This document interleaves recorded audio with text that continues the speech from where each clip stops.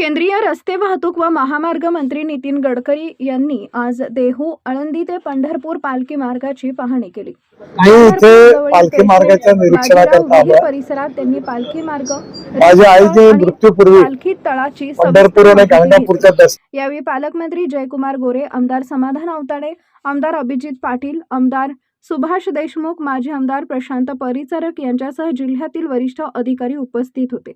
दरम्यान भाजपाचे युवा नेते समाधान काळे यांनी केंद्रीय मंत्री नितीन गडकरी यांचं स्वागत करत पंढरपूर सातारा मार्गावरील अपूर्ण पुलाच्या कामांकडे लक्ष वेधले। विशेषतः उपरी येथील कासाळगंगा ओढ्यावरील पूल अनेक दिवसांपासून अपूर्ण असल्यानं नागरिक, वाहनधारक आणि पंढरपूरला येणाऱ्या वारकऱ्यांना मोठा त्रास सहन करावा लागत असल्याची माहिती त्यांनी दिली आहे।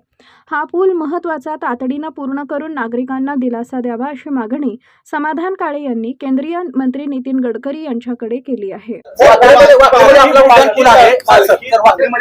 सातारा आणि पुणे रस्ता ज्या ठिकाणी एकत्रित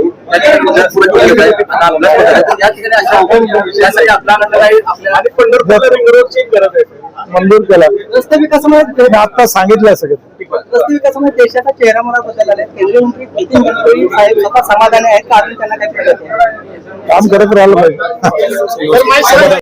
ताज्या घडामोडी जाणून घेण्यासाठी शिवशाही न्यूज यूट्यूब चॅनलला सबस्क्राईब करा। आपण हा व्हिडिओ फेसबुकवर पाहत असाल तर फेसबुक पेज फॉलो करा आणि शिवशाही न्यूज.com या आपल्या वेबसाईटलाही भेट द्या।